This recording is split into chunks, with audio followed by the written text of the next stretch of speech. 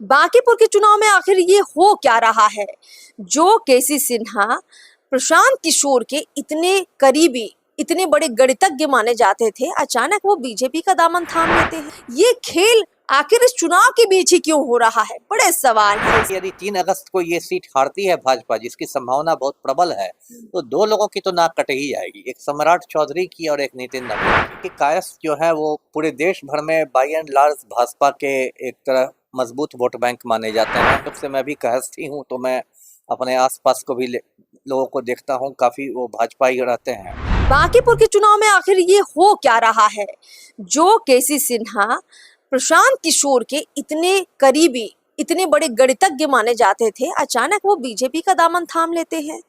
जो बिट्टू सिंह जनसुराज की टिकट पर दीघा का चुनाव लड़ चुके, वो भी बीजेपी का दामन थाम लेते हैं, बीजेपी के समर्थन की बात करते हैं। ये खेल आखिर इस चुनाव के बीच ही क्यों हो रहा है, बड़े सवाल हैं। इस पर बातचीत करेंगे और समझेंगे इसको। नमस्कार, मैं अर्पिता, हमारे साथ पूर्व आईपीएस अमिताभ दास सर हैं।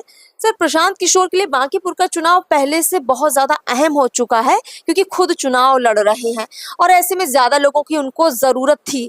ऐसे में उनके अपने खासम खास लोग जा रहे हैं बीजेपी के पास, उस बीजेपी के पास जिसके पास मोदी भी हैं, अमित शाह भी हैं, नितिन नवीन भी हैं, चिराग भी हैं, बहुत कोई है। नहीं, ठीक है, आपने सही कहा। आज 3 लोग गए हैं जनसुराज पार्टी से भाजपा में। एक तो वही केसी सिन्हा जो गणितज्ञ हैं, एक बिट्टू सिंह और एक गोपाल सिंह जो मनेर से उम्मीदवार थे जनसुराज पार्टी के।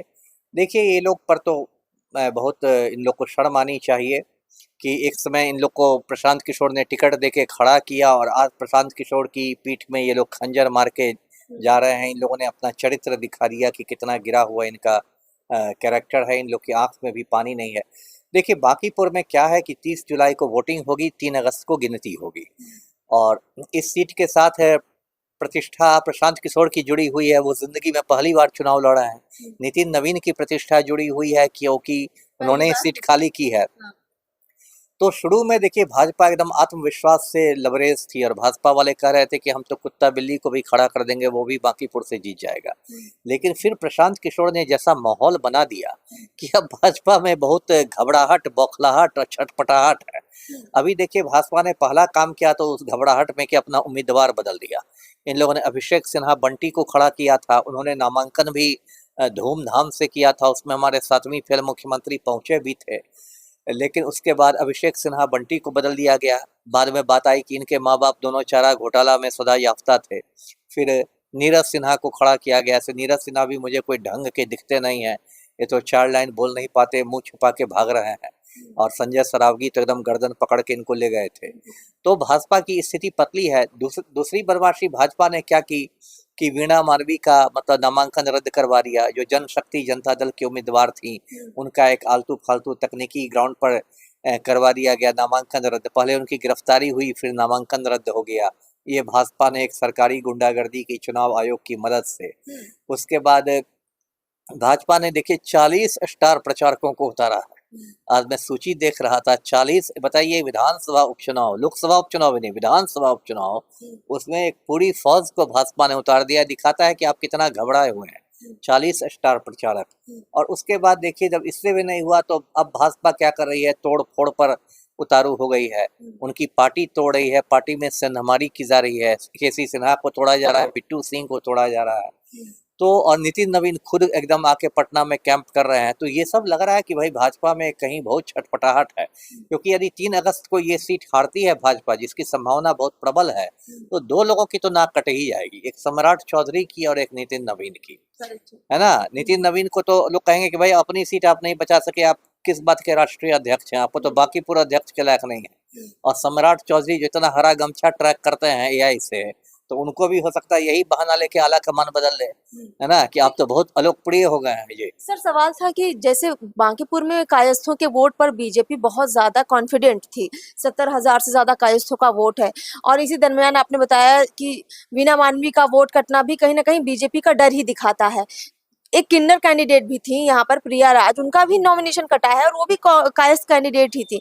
तो कुल मिलाकर मतलब अब कायस्थों का वोट क्या बीजेपी को नहीं पड़ रहा है या फिर प्रशांत किशोर ने यहाँ पर लोगों का मन पूरी तरह से बदल दिया है? नहीं, सही कहा आपने। देखिए, कायस्थ जो है वो पूरे देश भर में बाय एंड लार्ज भाजपा के एक तरह मजबूत वोट बैंक माने जाते हैं। संयोग से मैं भी कायस्थ हूँ, तो मैं अपने आसपास को भी लोगों को देखता हूँ, काफ़ी वो भाजपा ही रहते हैं। लेकिन इस बार थोड़ा बदला मूड है, मतलब सिर्फ कायस्थों का नहीं बल्कि सारे सवर्ण मतदाताओं का। जो भी अगड़ी जातियां हैं जो अब तक भाजपा को मतलब आंख मूंद के देती थी, क्योंकि कई कारणों से, एक यूजीसी कानूनों को लेकर भाजपा से लोगों का थोड़ा मोह भंग हुआ है, उस पर से नीट छात्राकांड में जिस तरह से लीपापोती हुई, एक भूमिहार लड़की का मामला था, या भरत तिवारी एक ब्राह्मण को जिस तरह से पुलिस ने मार डाला निहत्था होने के बावजूद। तो इन सब कारणों से जो अगड़ी जातियां हैं उनको लग रहा है कि नहीं, अब थोड़ा भाजपा को एक झटका, जोर का झटका धीरे से देना जरूरी है।